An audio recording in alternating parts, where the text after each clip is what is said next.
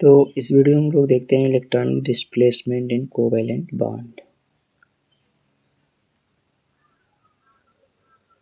तो सबसे पहले हम इस टॉपिक को विस्तार से कवर करते हैं, इसके बाद इससे जुड़े हुए प्रश्नों को सॉल्व करते हैं जिससे समझने में आसानी हो जाए। तो इसे सहसंयोजक आबंध में इलेक्ट्रॉन विस्थापन के नाम से भी जानते हैं। ठीक, तो इसे इस तरीके से समझिए कि जैसे हम जानते हैं दो समान परमाणुओं के मध्य बने सहसंयोजी आबंध जैसे H2O2 Cl2 N2 आदि में इलेक्ट्रॉन युग्म दोनों परमाणुओं के नाभिकों के मध्य स्थित होता है।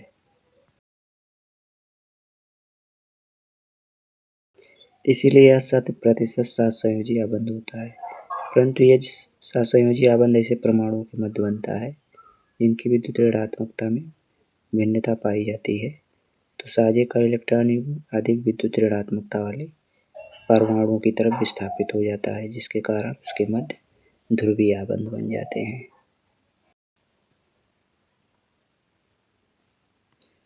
अधिक विद्युत ऋणात्मकता वाले परमाणु या समूह पर आंशिक ऋण आवेश जिसे डेल नेगेटिव तथा कम विद्युत ऋणात्मकता वाले परमाणु या समूह पर आंशिक धन आवेश जिसे डेल पॉजिटिव कहते हैं आ जाता है।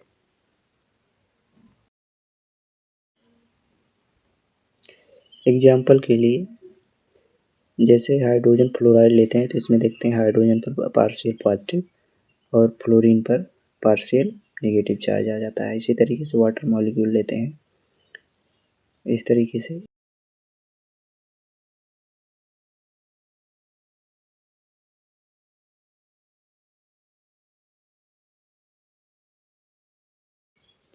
इस पर हम देखते हैं हाइड्रोजन पर पार्शियल पॉजिटिव और ऑक्सीजन पर पार्शियल नेगेटिव चार्ज आ जाता है।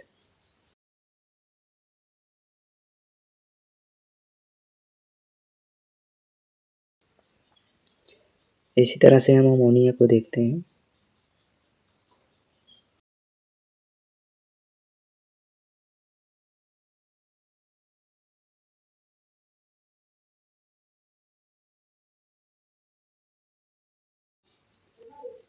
तो यहाँ देखिए नाइट्रोजन पर पार्शियल नेगेटिव और तीनों हाइड्रोजन पर पार्शियल पॉजिटिव चार्ज आ जाता है।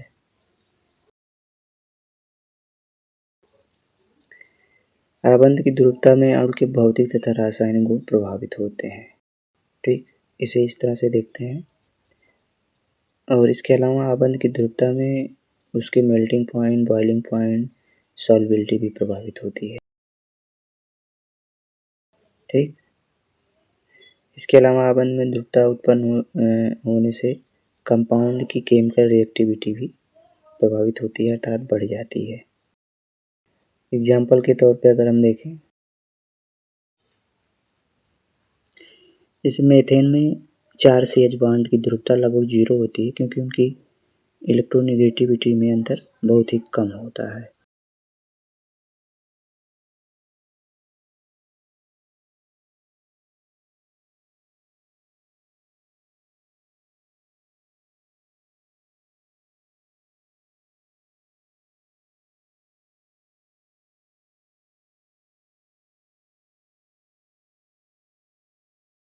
यही कारण है कि मीथेन बहुत कम केमिकल रिएक्शन देता है। इसके अलावा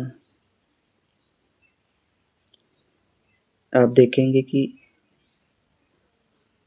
मेथिल क्लोराइड में एक कार्बन क्लोरीन बंध पाया जाता है जो सबसे ज़्यादा पोलर बॉन्ड बनाता है। इसकी उपस्थिति के कारण यह अनेक केमिकल रिएक्शन देता है। ठीक, ये कारण है कि मेथिल क्लोराइड बहुत ज़्यादा रिएक्टिव होता है। कुछ प्रमुख इलेक्ट्रॉनिक डिस्प्लेसमेंट इफेक्ट निम्न प्रकार से हैं जिसको हम एक एक करके देखते हैं।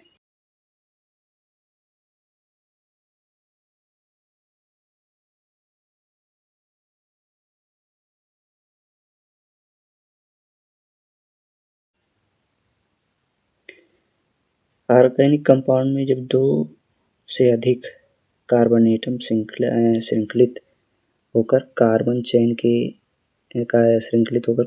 का एक कंपाउंड बनाते हैं तो इनके से एक सिरे पर अधिक विद्युत ऋणात्मकता वाला एटम या ग्रुप जैसे CX यदि जुड़ा हो, यानी X मतलब हाइड्रोजन, तो बॉन्ड के इलेक्ट्रॉन हाइड्रोजन अर्थात X की तरफ आकर्षित हो जाते हैं। इस तरह से इसको देख सकते हैं। इस तरह से carbon hydrogen, X means hydrogen, इसको CX डिस्प्लेसमेंट कहा जाता है, जिसके कारण X पर अर्थात हाइड्रोजन पर पार्शियल निगेटिव चार्ज आ जाता है। यहाँ X बराबर इस तरह से X पर पार्शियल निगेटिव आ जाता है। ठीक, X बराबर फ्लोरीन वर्ग होता है तथा जुड़े कार्बन पर पार्शियल पॉजिटिव चार्ज आ जाता है, पार्शियल पॉजिटिव, इस तरह से, जिसको डेल पॉजिटिव से दिखाया जाता है।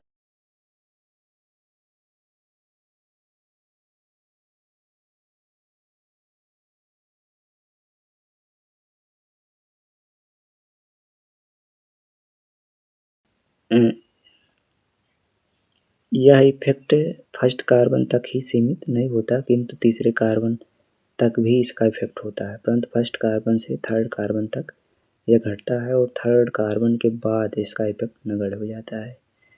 अर्थात कार्बन एटम पर पॉजिटिव चार्ज का डिक्रीजिंग ऑर्डर इस तरीके से होता है।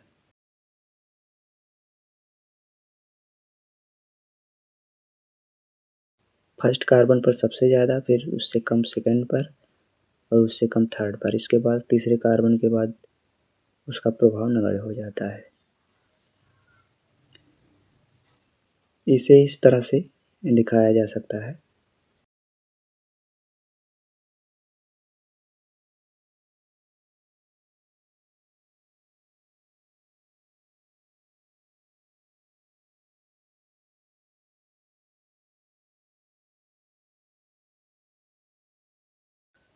इस तरह से देखिए, इलेक्ट्रॉन डिस्प्लेसमेंट की दिशा तेर की दिशा में होता है। तो इस तरह से X से तीसरे नंबर के कार्बन पर सबसे कम होता है, सबसे कम पार्शियल पॉजिटिव होता है, उससे ज़्यादा दूसरे पर और सबसे ज़्यादा पहले कार्बन पर होता है। X पर पार्शियल निगेटिव होता है। यहाँ X बराबर हाइड्रोजन वर्ग होता है, फ्लोरीन, क्लोरीन, ब्रोमीन, आयोडीन। इस प्रकार कार्बन चेन में एक सिरे पर इलेक्ट्रॉन रिपल्सिंग ग्रुप जैसे मेथिल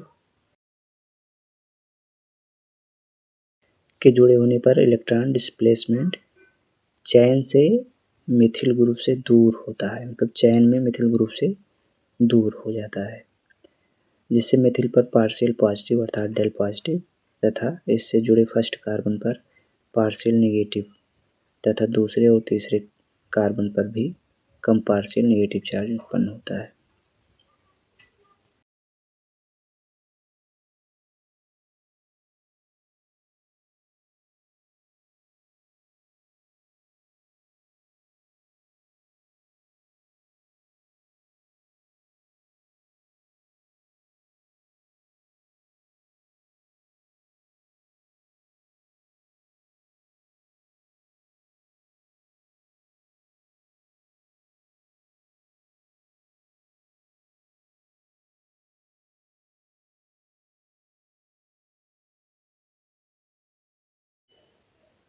ऊपर वाले का भी नामांकन इस तरह से कर देते हैं। तो यहाँ देखिए आप, मेथिल पर पार्शियल पॉजिटिव और इसके दूर पर इसके सभी कार्बन पर पार्शियल निगेटिव चार्ज आता है। पहले कार्बन पर सबसे ज़्यादा पार्शियल निगेटिव और तीसरे कार्बन पर सबसे कम, यानी जिस पर जितने ज़्यादा डेल पॉजिटिव है, जैसे तीसरे पर ट्रिपल डेल निगेटिव है, तो इस पर सबसे कम पार्शियल निगेटिव चार्ज है। ठीक, और पहले कार्बन पर 1 पार्शियल निगेटिव है, तो 1 डेल पार्शियल निगेटिव है, तो इस पर सबसे ज़्यादा निगेटिव चार्ज होता है। ठीक, जितना ज़्यादा जिस पे निगेटिव या पॉजिटिव होता है उसे इस तरह से दिखाते हैं। इस तरह से कार्बन चेन में भिन्न विद्युत ऋणात्मकता के परमाणु की उपस्थिति के कारण सिग्मा बॉन्ड के इलेक्ट्रॉन पेयर का अधिक विद्युत ऋणात्मकता वाले परमाणु या समूह की तरफ partial permanent displacement inductive effect कहलाता है।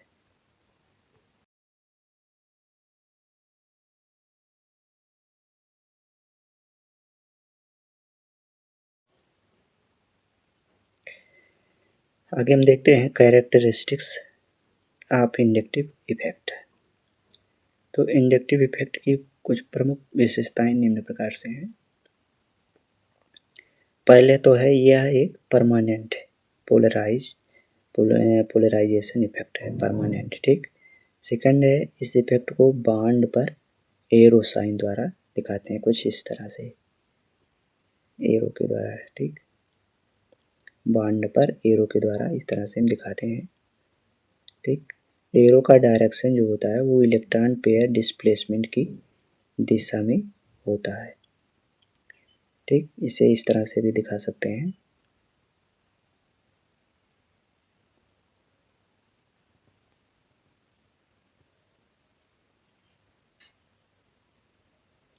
इस तरह से देखिए,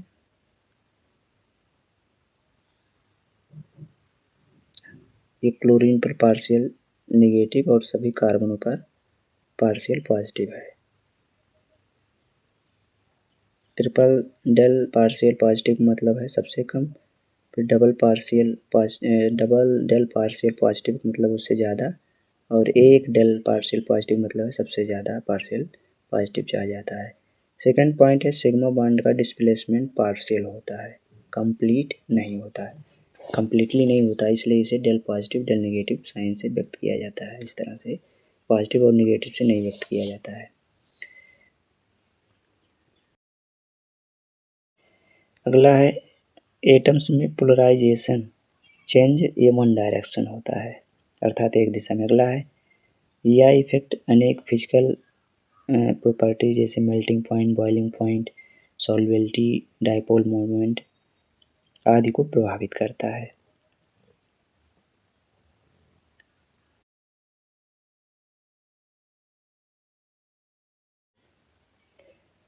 यह इफेक्ट केमिकल रिएक्शन के वेलोसिटी को भी प्रभावित करता है।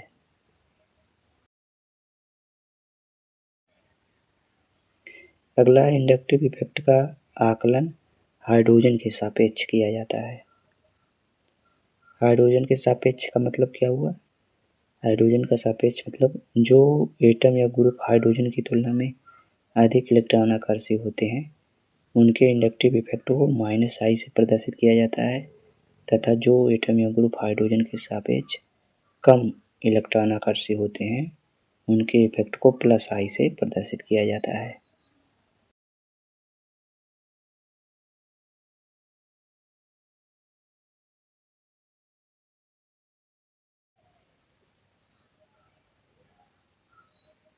अगला है निगेटिव इंडक्टिव इफेक्ट। तो यहाँ हम निगेटिव और पॉजिटिव दोनों को बारी बारी से एक बार देखते हैं कौन है, कैसे हैं, उनका क्या एग्जाम्पल है। तो निगेटिव इंडक्टिव इफेक्ट, तो कुछ एटम्स या ग्रुप्स के -i इफेक्ट का डिक्रीजिंग ऑर्डर इस तरह से है।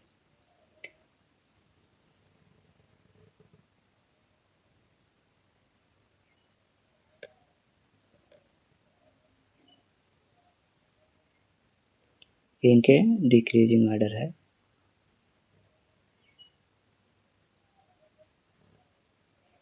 ये कुछ -i इंडक्टिव इफेक्ट वाले ग्रुप हैं।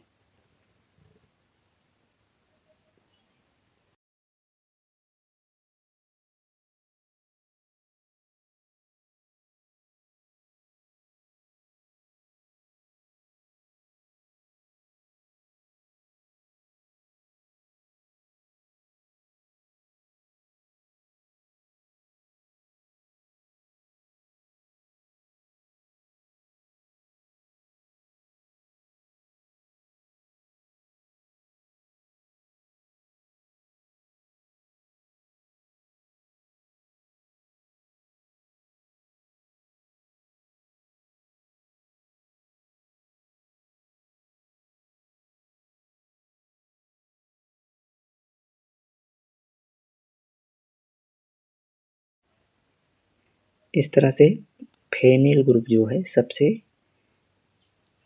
कम -i इंडक्टिव इफेक्ट शो करता है, और ट्राई एल्किल एमीन जो है वो सबसे ज़्यादा, ठीक। तो ये इनका डिक्रीजिंग ऑर्डर है।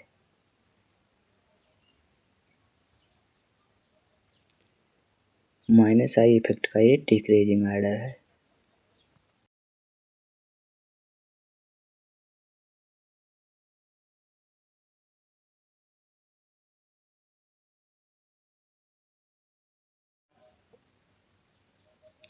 कुछ पॉजिटिव इंडक्टिव इफेक्ट अर्थात प्लस आई वाले ग्रुप परमाणु या ग्रुप हैं, उनको हम देखते हैं।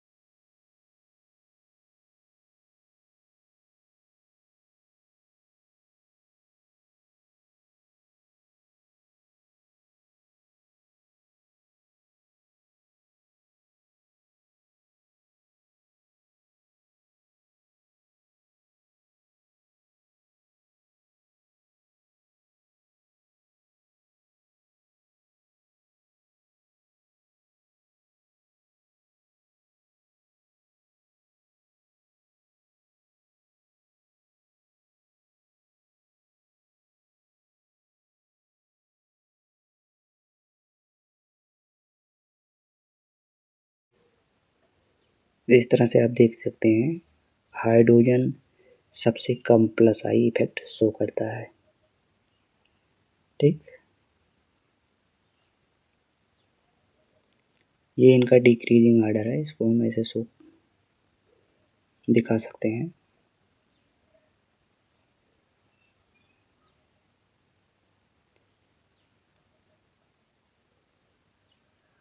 प्लस आई इफेक्ट का डिक्रीजिंग आर्डर।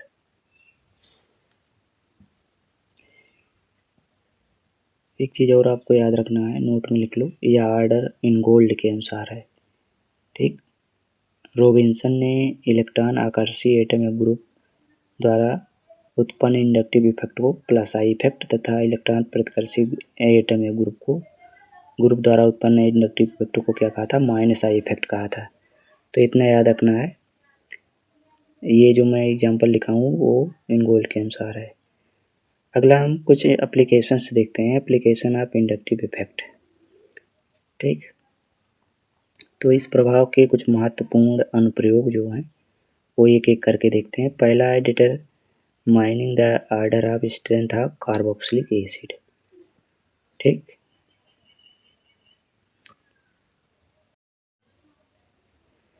तो यहाँ इसे देखिए,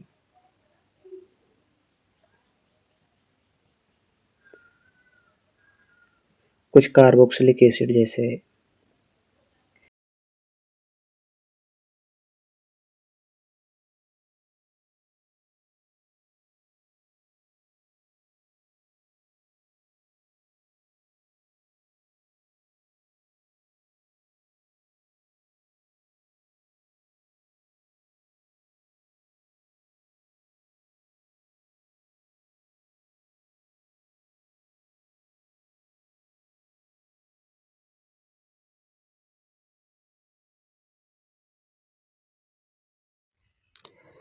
यहाँ आप देख सकते हैं, यहाँ फार्मिक एसिड, एसिटिक एसिड और प्रोपेनोइक एसिड की प्रबलता का घटता हुआ क्रम दिखाया गया है। यहाँ आपको फार्मिक एसिड सबसे प्रबल दिख रहा है और प्रोपेनोइक एसिड सबसे वीक एसिड। ठीक, तो ये इनका डिक्रीजिंग आर्डर ऑफ स्ट्रेंथ है, plus increasing order of plus I effect है।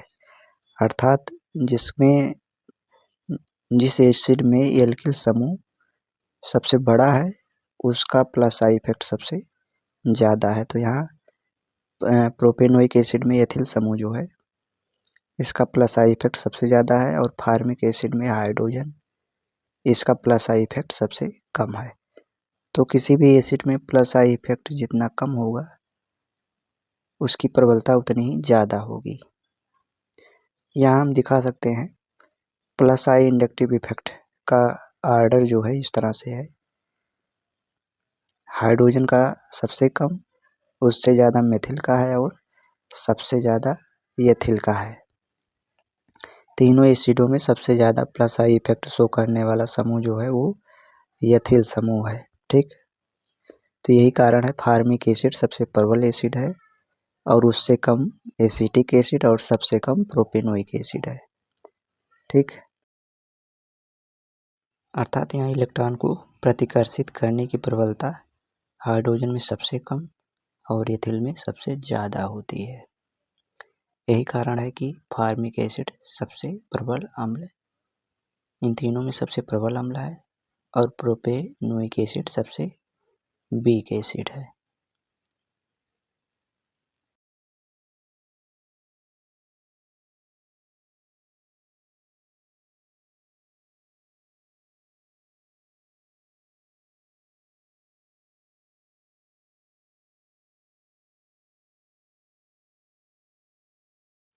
इसे इस तरह से भी दिखाया जा सकता है। यहाँ देखिए फार्मिक एसिड आयनिक अवस्था में इस तरह से एक कंजुगेट बेस और एक कंजुगेट एसिड देता है। इसी तरह से एसिटिक एसिड भी एक कंजुगेट बेस, एक कंजुगेट एसिड, और इसी तरह से प्रोपेनोइक एसिड भी एक कंजुगेट एसिड, कंजुगेट बेस और एक कंजुगेट एसिड देता है। तो यहाँ आप देख सकते हैं कि कंजुगेट बेस में आप देख सकते हैं जो रिपल्सन ग्रुप है वो हाइड्रोजन है और इसमें एसिड में मिथिल समूह है और प्रोपेनोइक एसिड में एथिल समूह है। अगला है determination of strength of chloroacetic acid. तो यहाँ आप देख सकते हैं ट्राइक्लोरोएसिटिक एसिड सबसे स्ट्रांग एसिड होता है, इसके बाद होता है डाइक्लोरोएसिटिक एसिड, उसके बाद होता है मोनोक्लोरोएसिटिक एसिड, उसके बाद होता है एसिटिक एसिड। तो यहाँ आप देख सकते हैं सबसे वीक एसिड जो है वो एसिटिक एसिड होगा और सबसे स्ट्रांग एसिड जो है वो ट्राइक्लोरोएसिटिक एसिड है।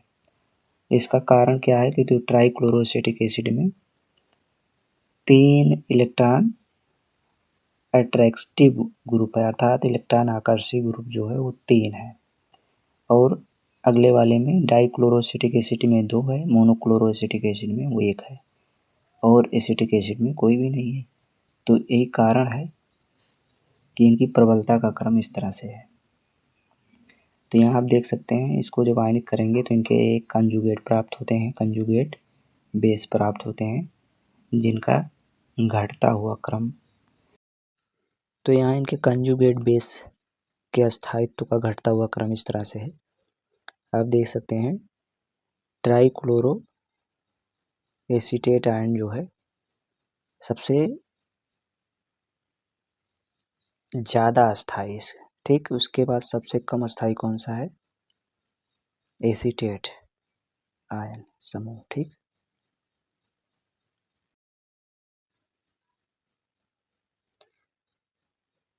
इसी तरह से आप हाइड्रोजनों में अन्य का भी देख सकते हो, जैसे मोनो फ्लोरो एसिटिक एसिड हुआ, फिर क्लोरो एसिटिक एसिड हुआ, मोनोक्लोरो, फिर मोनो ब्रोमो एसिटिक एसिड, फिर मोनो आयोडो एसिटिक एसिड है। तो यहाँ आप देख सकते हैं कि मोनोफ्लोरो एसिटिक एसिड सबसे स्ट्रांग एसिड है क्योंकि इलेक्ट्रॉन आकर्षण की प्रबलता जो है, इलेक्ट्रॉनों को आकर्षित करने की प्रबलता फ्लोरीन में सबसे ज़्यादा होती है, उसके बाद क्लोरीन की है, उसके बाद ब्रोमीन की है और उसके बाद आयोडीन की है। ठीक, तो इस तरह से नीचे आप हाइड्रोजनों के माइनस आई इफेक्ट का घटता हुआ क्रम भी देख सकते हैं। फ्लोरीन का सबसे ज़्यादा, फिर क्लोरीन का उससे कम, फिर ब्रोमीन का उससे कम और आयोडीन का उससे कम। ठीक, तो किसी भी प्लस आई इफेक्ट शो करने वाले समूह के इलेक्ट्रॉन आकर्षित करने की प्रबलता पर निर्भर करता है। तो ये कुछ अन्य हाइड्रोजन कार्बोक्सिलिक एसिड हैं। यहाँ आप देख सकते हैं कि क्लोरीन का माइनस आई इफेक्ट प्रभाव जो है वो दूरी बढ़ने के साथ साथ घटता है। ठीक, यहाँ आप इस तरह से इसको देख सकते हैं। तो यहाँ आप देख सकते हैं क्लोरीन का माइनस आई इफेक्ट दूरी बढ़ने के साथ घटता है।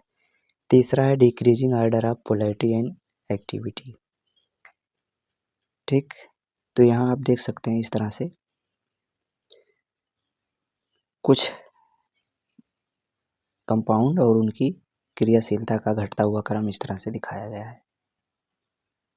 ठीक, ये ध्रुवता व सक्रियता का क्रम है इनका।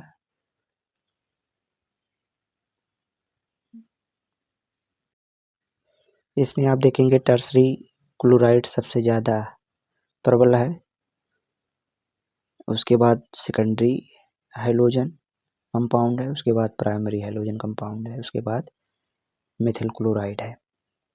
ठीक, तो यह इनके स्थायित्व और प्रबलता का क्रम है।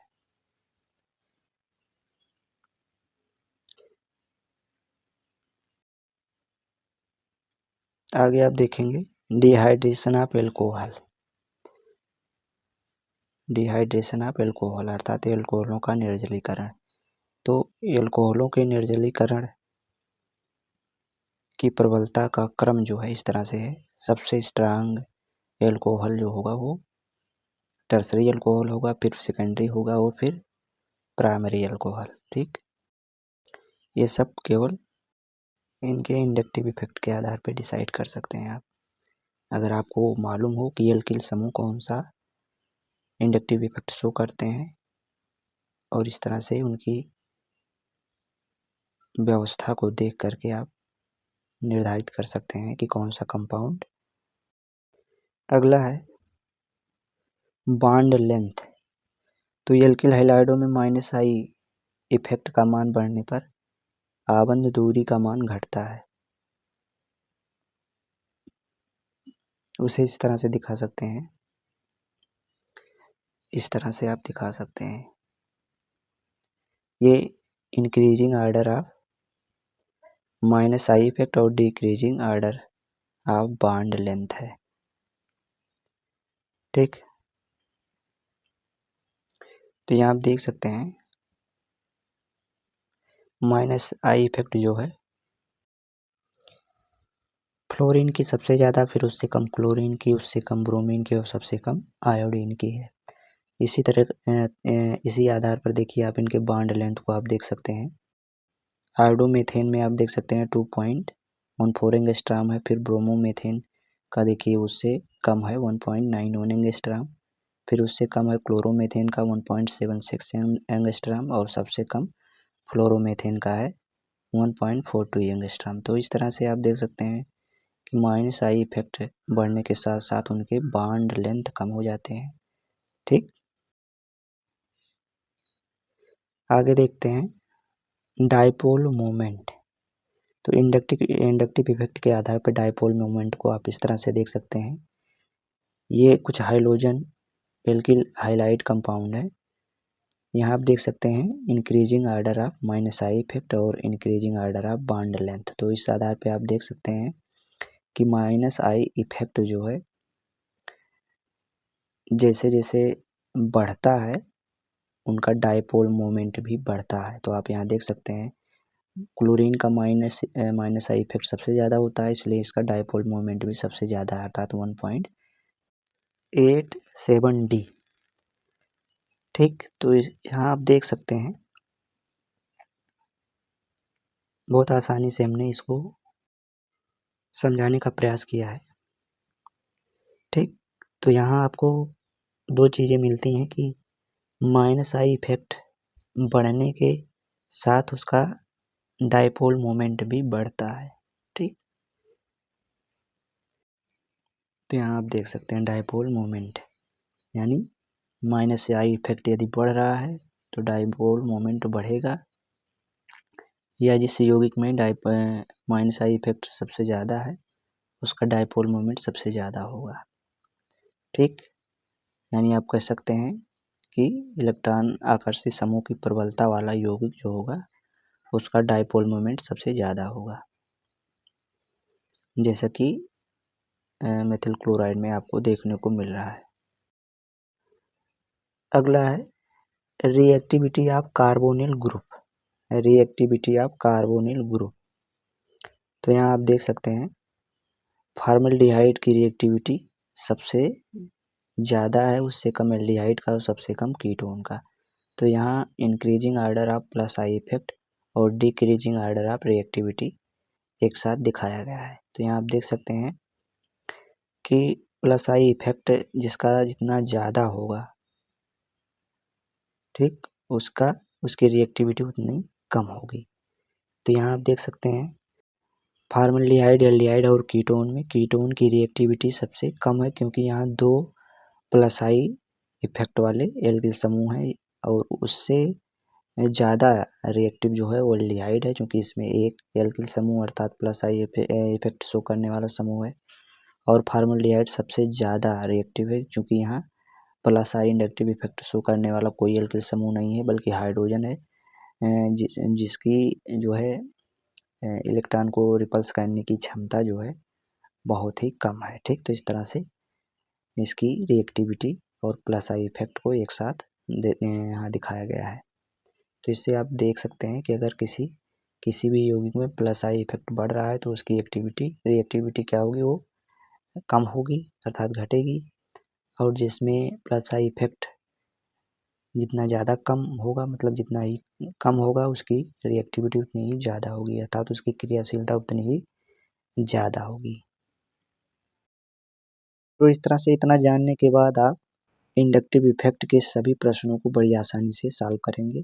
इससे पहले इंडक्टिव इफेक्ट के जितने वीडियो अपलोड किए गए हैं, जितने भी क्वेश्चंस, उनको सॉल्व करने से पहले आप ये वीडियो अच्छे से समझ लेंगे तो आपको आसानी होगी।